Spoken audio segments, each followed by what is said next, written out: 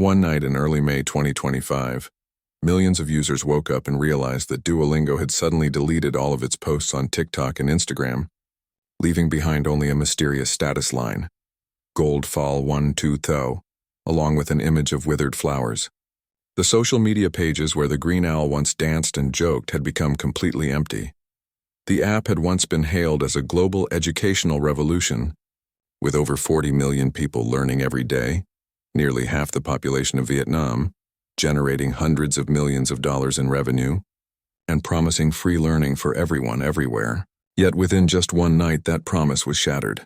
Users accused Duolingo of betrayal, firing real humans to feed AI, turning lessons into cold, lifeless, soulless products. What could make the world's leading language learning app become a symbol of greed? Why was Duolingo erased by the very community that built it? And the most important question, was this collapse an accident or a meticulously planned strategy? The story in this video will make you question the entire concept of digital education that we've all come to trust. Let's analyze it together with Takaka. To understand it all, there's one interesting thing you need to know. Luis von Ahn, the man behind Duolingo, isn't your typical entrepreneur. Before creating the world's most popular language learning app, he had invented CAPTCHA, a tool we've all encountered, typing distorted characters or selecting boxes with traffic lights to prove you're not a robot. But behind that, CAPTCHA wasn't simply checking if you're human. Every time you correctly selected an image or retyped a hard-to-read word, you were helping AI learn how to see and read. In other words, hundreds of millions of people were unknowingly working for Google, for free. That same mindset, turning crowds into resources, was brought by Luis into Duolingo. When the app first launched, users were allowed to translate real texts from the internet. People thought they were practicing English, but in fact they were translating real documents for companies. It was a genius idea, but also full of contradictions.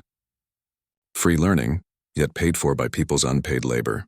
As Duolingo grew, the dream of free education for everyone slowly faded. They no longer needed your translations. They needed your time and your data. Every tap, every open, every second inside the app was tracked and analyzed to make lessons more engaging and more addictive. Duolingo didn't just teach languages.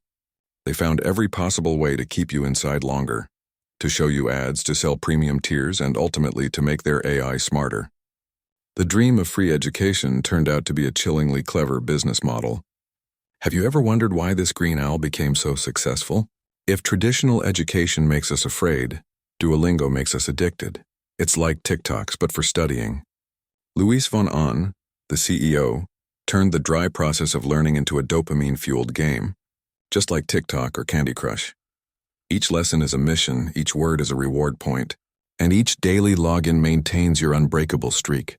It's a behavioral machine, designed to keep you hooked as long as possible. Duolingo makes you addicted to learning, but it's not real learning. It's just the feeling of learning and progress, when in reality nothing truly happens. You have lives, leaderboards, XP points, and honor badges. Every time you answer wrong, you lose a life. Skip a few days and you get a guilt-soaked notification. "I'm disappointed in you. You've broken my heart." Those aren't reminders to study, and they're psychological tricks. Duolingo doesn't teach you languages. It teaches you guilt, the constant nagging guilt of not studying, and that guilt is what brings you back every day. The once adorable green owl mascot gradually turned into a creepy meme, a lurking, threatening creature that punishes those who skip lessons. Yet its effectiveness is undeniable. Millions log in every morning just to avoid making the owl sad. But here's the real point. Duolingo doesn't sell knowledge. It sells the illusion of progress. A 365-day streak doesn't prove you can speak English. It only proves you've opened the app 365 days in a row, like buying a gym membership, taking selfies in the mirror, and going home. Duolingo makes you believe you're learning, when in reality you're just playing. Free for everyone, everywhere. That was Duolingo's most beautiful slogan, but there's no such thing as a free lunch. And when a dream gets big enough, it must find a way to make money. In 2015, Duolingo began a new era, adding ads between lessons. Then came paid tiers, Duolingo Plus, Super, and finally Max, prices rising from $10 to $30 per month. Each rebrand quietly stripped more features from the free version. Users started realizing that free was just bait, a lure into the paid ecosystem. Before you could refill hearts, review mistakes, or redo old lessons without paying a cent. Now everything has a price. Want detailed explanations? Upgrade. Want to keep learning after losing hearts? Pay more? Want to maintain your streak? Just $12 a month. Duolingo was no longer a classroom. It had become a pay-to-learn game. But the peak of betrayal came in April 2025. Amid the global AI hype, CEO Luis von Ahn sent an internal email announcing, "From today, Duolingo officially becomes an AI-first company." What seemed like a bold new direction soon turned into a nightmare for the brand.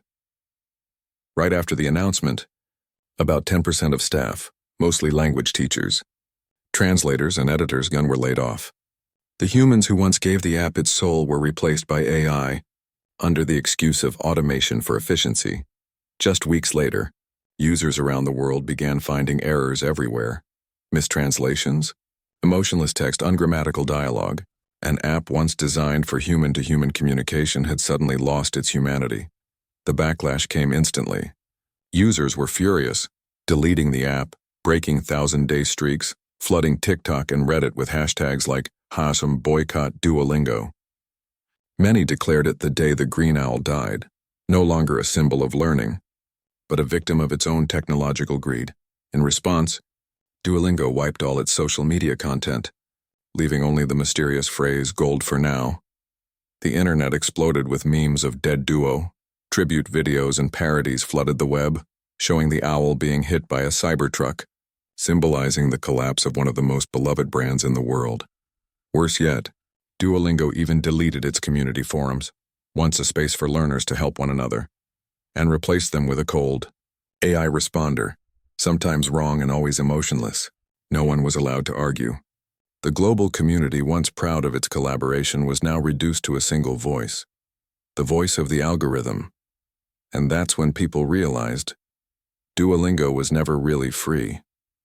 It just changed how it charged, not only through money but through data, time, and trust. Eventually, Luis von Ahn appeared in a public video. "I know you're angry. I want to fix this."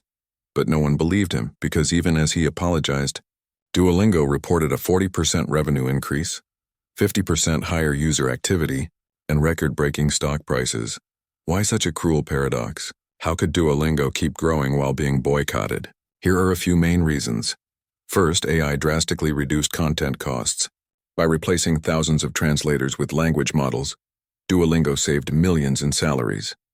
Even if lesson quality dropped, costs fell faster than users left, boosting profit margins. Second, the premium model expanded. During the crisis, Duolingo launched Duolingo Max, featuring AI chat and role-play tools for 30-month. Despite backlash, millions subscribed out of curiosity. Public fascination with AI teachers ironically spiked revenue. Third, reverse publicity. As Duolingo died on TikTok, thousands of parody and outrage videos made it go viral again. App downloads skyrocketed. Like any scandal, the more it was criticized, the more famous it became. Fourth, investors don't care about morality. For them, AI first means future-proof. They don't care whether Duolingo is loved or hated. They see a tech company evolving into an AI powerhouse in a trillion-dollar industry. In other words, Duolingo was losing the hearts of learners but winning the stock market. The company lost its soul, but reached peak revenue. We're living in a strange era where everything seems free, yet the most expensive thing is your time. Duolingo isn't alone. It's the mirror of the entire digital education industry, where every app learns how to make you click one more time, stay one more minute even when you're not truly learning anything. Education has degenerated into engagement. The goal is no longer understanding but retention, no longer learning a language but obeying a reward system. When human emotion is replaced by algorithms, knowledge itself becomes a programmable commodity. The green owl, once the cute symbol of wisdom, is now the mascot of the dopamine age, teaching not English or Spanish, but dependence on notification pings. And that's the darkest truth. We no longer learn to understand the world when we learn to please an app. Looking deeper, Duolingo's collapse isn't just a stumble of one brand, it's a warning to the entire digital education world. When learning becomes a game, when teachers are replaced by AI, and when joy is replaced by pressure to maintain streaks, we must ask ourselves, did Duolingo fall because of technology's mistakes, or because we let technology redefine what learning means? Please share your own thoughts below.